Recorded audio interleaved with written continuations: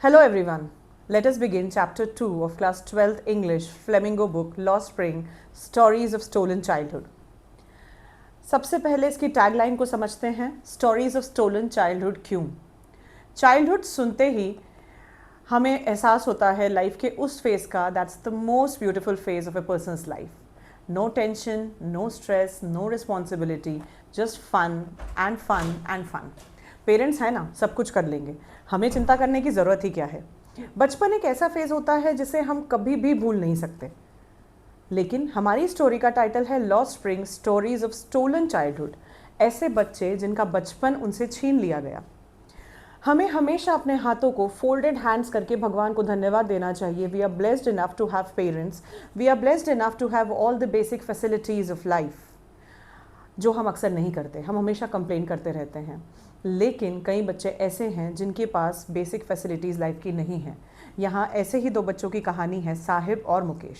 Remember children, from CBSE examination point of view, this chapter is very important because every line can be a question. So just be with me through the journey of this chapter. I'll tell you all the important questions which are possible from this chapter. और lost spring ही क्यों? क्योंकि spring is the season of happiness. It is the season of prosperity, wealth, beauty, bliss. वो बच्चे जिनकी ज़िंदगी में कुछ wealth नहीं है, वो बच्चे जिनकी ज़िंदगी में स्प्रिंग ही नहीं है, वो बच्चे जिनकी ज़िंदगी में शायद चाइल्डहुड ही नहीं है. चलिए लाइन बाय लाइन इस चैप्टर को समझते हैं.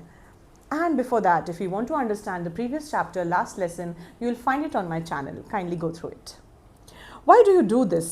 I asked Sahib, whom I encounter every morning scrounging for gold in the garbage dumps of my neighborhood. Anees जंग, जो कि हमारी नरेटर है, नरेटर ने साहिब से कहा कि तुम ये करते क्यों हो? साहिब हर सुबह कचरे के ढेर में से कुछ कुछ बिनता हुआ दिखाई देता था. यहाँ से हमें समझ आ रहा है that Sahib is a rack picker, कचरा बिनने वाला व्यक्ति. Sahib left his home long ago. Set amidst the green fields of Dhaka, his home is not even a distant memory. तो साहिब ने अपना घर काफ़ी समय पहले छोड़ दिया था. साहिब का घर ढाका बांग्लादेश में था और अब तो उसको अपने घर की भूली बिसरी यादें भी शायद नहीं हैं. There were many storms that swept away their fields and homes, his mother tells him. काफ़ी आंधी तूफान आए और उस आंधी तूफान ने उनके घर, उनके खेत, सब कुछ ख़त्म कर दिया. That's why they left, looking for gold in the big city where he now lives. They are looking for gold. Garbage to them is gold. So there might be a short question asking you, what is gold for them? Garbage is gold for them. क्योंकि उस garbage से ही उनका livelihood चल रहा है, उस garbage से ही वो अपने पेट को भर पा रहे हैं. I have nothing else to do, he mutters looking away. वो यहाँ वहाँ देखते हुए कहता है कि मेरे पास और कुछ करने को नहीं है. Go to school, I said glibly, realizing immediately how hollow the advice must sound. मैंने बिना सोचे समझे उसको कहा कि तुम स्कूल चले जाओ, और फिर मुझे ही एहसास हुआ कि मैं किस तरीके की एडवाइस उसे दे रही हूँ. जिस बच्चे के पास खाने के लिए पैसा नहीं है, जो कचरे के बिन में से पैसा जैसे तैसे अरेंज करके अपना पेट भर रहा है, अपने परिवार का पेट भर रहा है, वो स्कूल कैसे चला जाएगा? कई बार हम भी ऐसे ही होलो प्रोमिसेस लोगों से कर लेते हैं और जब उसके बारे में सोचते हैं तो लगता है कि मैंने ये क्या बोल दिया. There is no school in my neighborhood. When they build one, I'll go. Sahib ने बहुत कॉन्फिडेंटली कहा कि मेरे घर के आसपास कोई स्कूल ही नहीं है. जब भी कोई स्कूल बनेगा मैं वहाँ ज़रूर जाऊँगा. If I start a school, will you come? I ask half joking. Yes, he says smiling broadly. मैंने मजाक करते हुए कहा कि अगर मैं कोई स्कूल बनाऊँ तो तुम आओगे? और उसने मुस्कुराते हुए कहा बिल्कुल. A few days later, I see him running up to me. Is your school ready? कुछ दिनों बाद वो भागते हुए मेरे पास आया और उसने पूछा, क्या आपका स्कूल तैयार है? It takes longer to build a school, I say, embarrassed at having made a promise that wasn't meant. Narrator felt embarrassed. Why? क्योंकि उसने एक ऐसा प्रॉमिस कर दिया था जो वो कभी पूरा करना ही नहीं चाहती थी. कई बार हम अपनी बातों से सामने वाले के दिल में एक अजीब सी आशा जगा देते हैं और जब वो आशा टूटती है तो सामने वाले को बहुत दुख होता है. मैंने तो बस ऐसे कैजुअली कह दिया था, तुमने तो सीरियसली ले लिया. But promises like mine abound in every corner of his bleak world. This is an important line for you. This can be a question for your board examination. Promises like mine abound in every corner of this bleak world. Explain. मैंने जिस तरीके का वादा किया, ऐसे कई सारे वादे इस दुनिया के कई सारे कोने में लिंगर कर रहे हैं, एग्जिस्ट कर रहे हैं. After months of knowing him, I ask him his name. Sahib Alam, he announces. काफ़ी महीनों उसको जानने के बाद मैंने उससे उसका नाम पूछा. साहिब आलम, उसने कहा. He does not know what it means. If he knew its meaning, Lord of the universe, he would have a hard time believing it. So this is your next question. What is the irony in the name of Sahib? Sahib का पूरा नाम है साहिब आलम. सोचिए, जो बच्चे को 2 time का खाना भी प्रॉपर नहीं मिलता, उसके नाम का मतलब है यूनिवर्स का मालिक, और शायद वो जानता भी नहीं है कि उसके नाम का ये मतलब है. Unaware of what his name represents, he roams the streets with his friends, an army of barefoot boys who appear like the morning birds and disappear at noon. वो अपने दोस्तों के साथ जो है सुबह दिखाई देता है पक्षियों की तरह, और दिन होते होते गायब हो जाता है. Over the months I have come to recognize each one of them. इतने महीनों में मैं उनमें से सभी को पहचानने लगी हूँ. Why aren't you wearing chappals? I asked one. मैंने एक से पूछा, तुमने चप्पल क्यों नहीं पहनी है, फुटवेयर क्यों नहीं पहने हैं? My mother did not bring them down from the shelf. He answers simply.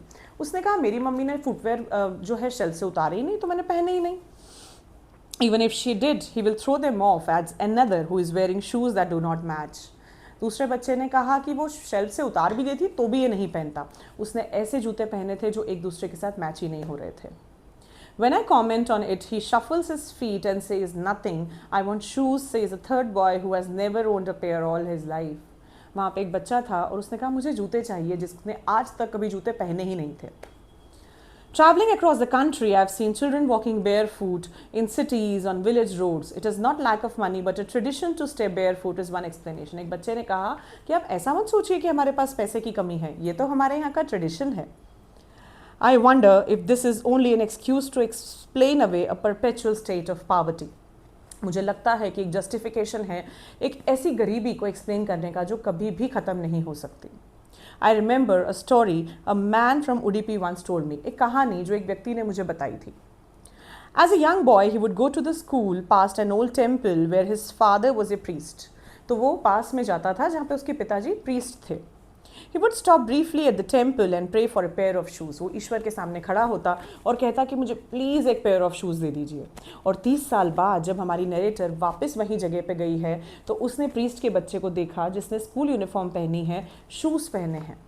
और नरेटर ये कहती है कि हाँ, प्रीस्ट की और प्रीस्ट के बच्चों की स्थिति में सुधार आया है, लेकिन रैग पिकर्स, कचरा बिनने वाले जो लोग होते हैं, वो तब भी वैसी ही स्थिति में थे और वो आज भी वैसी ही स्थिति में हैं. He would stop briefly at the temple and pray for a pair of shoes. 30 years later, I visited his town and the temple, which was now drowned in an air of desolation. In the backyard where lived the new priest, there were red and white plastic chairs. A young boy dressed in a grey uniform, wearing socks and shoes, arrived panting. Panting is hafte hue. And threw his school bag on a folding bed. Looking at the boy, I remembered the prayer another boy had made to the goddess when he had finally got a pair of shoes. Let me never lose them. The goddess had granted his prayer. Young boys like the son of the priest now wore shoes, but many others like the rag pickers in my neighborhood remained shoeless. तो priest की situation तो पिछले 30 सालों में improve हुई है. उनके बच्चों के पास आज यूनिफॉर्म है, शूज़ है, लेकिन साहिब जैसे कई सारे रैक पिकर्स आज भी बिना चप्पल के, बिना शूज़ के, बिना स्कूल जाए जैसे तैसे अपनी ज़िंदगी बिता रहे हैं. My acquaintance with the barefoot rag pickers leads me to Simapuri. Simapuri, a very important name, a place on the periphery of Delhi, yet miles away from it metaphorically. So this will be your next short answer question. Please underline this statement. Simapuri, a place on the periphery of Delhi, yet miles away from it metaphorically. Explain. कहने को तो सीमापुरी दिल्ली की boundary पे है, लेकिन अगर आप living conditions की बात करें, सोफिस्टिकेशन की बात करें, लाइफस्टाइल की बात करें, तो सीमापुरी दिल्ली से कोसों दूर है. Those who live here are squatters who came from Bangladesh back in 1971. Squatters are people who live without permission. तो यहाँ जो भी लोग रहते हैं वो हैं जो बिना परमिशन से बांग्लादेश से यहाँ रहने आए थे. Sahibs family is one of them. Sahib का परिवार भी उन्हीं में से एक है. Seemapuri was then a wilderness. Wilderness is a waste piece of land, एक बंजर भूमि. सीमापुरी तब एक बंजर भूमि थी. सीमापुरी आज भी एक बंजर भूमि है, लेकिन यहाँ पे रहते हैं 10,000 rag pickers. It still is, but it is no longer empty. In structures of mud with roofs of tin and tarpaulin, devoid of sewage, drainage, or running water, live 10,000 rag pickers. They have lived here for more than 30 years without an identity, without permits, but with ration cards that get their names on the voters lists and enable them to buy grain. वो यहाँ रह रहे हैं, उनके पास कोई आधार card नहीं है, उनके पास कोई वोटर आईडी नहीं है, लेकिन उनका नाम राशन कार्ड में है, जिससे उनको 2 समय का खाना मिल जाता है. जब हम ज़रूरतों की बात करते हैं, there is a famous psychologist whose name is Maslow. Maslow's hierarchy of needs. उसने नीड्स की एक हायरार्की बताई है। हर इंसान की बेसिक नेसेसिटी होती है फूड, शेल्टर एंड क्लोथिंग, रोटी, कपड़ा और मकान। जब आपकी बेसिक नेसेसिटीज़ फुलफिल होती हैं तो ही आप ऊपर लेवल की नेसेसिटीज़ पे जाते हैं, जैसे करियर, लव, एक्सेप्टेंस। अगर आपका फूड, शेल्टर और क्लोथिंग वाला ही रिक्वायरमेंट फुलफिल नहीं हुआ है तो आप उसके बियॉन्ड नहीं सोचते। हम जैसे लोग आइडेंटिटी के बारे में सोचते हैं कि हमें जीवन में क्या करना है, हमारा गोल क्या है, हमें अपना एक ब्रांड बनाना है। लेकिन जिस इंसान के पास खाना नहीं है खाने को, जिसके पास छत नहीं है सोने के लिए, वो केवल अपने खाने, छत और कपड़े के बारे में सोचेगा, आइडेंटिटी और करियर के बारे में नहीं सोचेगा। Food is more important for survival than identity. So this is an important short answer question for you. Food is more important for survival than identity. Explain. उनके लिए खाना उनकी पहचान से ज़्यादा ज़रूरी है। एक्चुअली हर इंसान के लिए खाना उसकी पहचान से ज़्यादा ज़रूरी होता है। ईश्वर की दया से हम सभी को 2 वक्त का खाना अच्छे से मिल जाता है, हमारे पास अच्छे कपड़े हैं, हम अच्छे घर में रहते हैं, इसीलिए we should always be grateful and thankful. If at the end of the day we can feed our families and go to bed without an aching stomach, we would rather live here than in the fields that gave us no grain, say a group of women in tattered saris when I asked them why they left their beautiful land of green fields and rivers. जब मैंने कुछ महिलाओं से पूछा कि आप जहाँ रहती थी वो तो इतनी खूबसूरत थी, वो छोड़ के आप इस बंजर भूमि पर रह रही हैं, तो उन्होंने कहा कि अगर हमें खाना मिल जाता है, रहने को जगह मिल जाती है, तो ये हमारे लिए सबसे ज़्यादा इम्पोर्टेंट है. देखिए, प्रकृति को भी हम तब एंजॉय कर सकते हैं when our stomach is full. जब हम भूखे हैं, पेट में अन्न नहीं है, तेज़ भूख लग रही है, कितनी भी खूबसूरत प्रकृति हो, रिवर्स बह रही हो, पहाड़ हो, समुद्र हो, बारिश आ रही हो, we don't enjoy it. Wherever they find food, they pitch their tents that become transit homes. Children grow up in them, becoming partners in survival. बच्चे उनमें ही बड़े होते हैं और उन्हें एहसास भी नहीं होता कि वो कब एक दूसरे के आजीविका का साधन बन जाते हैं. And survival in Seemapuri means rack picking. Please underline this. Seemapuri में सर्वाइवल का तरीका केवल एक है और वो है कचरा बिनना. Through the years it has acquired the proportions of a fine art. Garbage to them is gold. This is important. Garbage to them is gold because it is anything that is valuable for them. It is their daily bread, a roof over their heads, even if it is a leaking roof, but for a child it is even more. अब समझते हैं बच्चे और बड़े के नज़रिए में अंतर. बच्चों के लिए, बच्चे मजबूरी नहीं समझते, बच्चों के लिए हर चीज़ फ़न होती है. जब बच्चों से पूछा गया कि तुम ये रैक पिकिंग करते क्यों हो, तो उन्होंने कहा कि कभी कभी तो एक्साइटिंग है हमारे लिए, क्या पता कभी कभी सिल्वर कॉइन मिल जाता है, कभी कुछ इंटरेस्टिंग चीज़ मिल जाती है. ऑन द अदर हैंड, जब बड़ों से पूछा गया तो बड़ों के लिए ये केवल लाइवलीहुड का साधन है. For children it is wrapped in wonder, for adults it is means of survival. I sometimes find a rupee when a 10 rupee note, Sahib says, his eyes lighting up, उसकी आंखों में चमक आ जाती है. When you can find a silver coin in the heap of garbage, you don't stop scrounging, for there is hope of finding more. जब आपको silver का coin तक कचरे में मिल रहा है तो आप ढूंढना नहीं छोड़ते, क्योंकि हर बार एक उम्मीद होती है कि कुछ और मिलेगा. It seems that for children, garbage has a meaning different from what it means to their parents. For the children, it is wrapped in wonder. For the elders, it is a means of survival. Please underline this. One winter morning, I see Sahib standing by the fenced gate of neighborhood club, watching 2 young men dressed in white playing tennis. एक दिन मैंने साहिब को देखा जो 2 लोगों को देख रहा था जो कि टेनिस खेल रहे थे. एक्चुअली साहिब को टेनिस बहुत पसंद था और जो वहाँ का वॉचमैन है वो साहिब को अलाउ कर देता था कि वो बाहर खड़े होकर टेनिस का गेम देख सके. और वो बहुत अच्छे से जानता था that the game that he is watching so intently is out of his reach. वो जानता था कि जिस गेम को वो इतनी ध्यान से देख रहा है वो उसकी पहुंच से बाहर है. और साहिब ने जो शूज़ पहने हैं वो एक्चुअली टेनिस शूज़ हैं which are looking very discoloured over his shorts. और उसके पास टेनिस शूज़ आए कैसे? क्योंकि किसी अमीर बच्चे ने उन टेनिस शूज़ को रिजेक्ट कर दिया क्योंकि उसमें एक होल हो गया था. See children, we should be always thankful for what we have.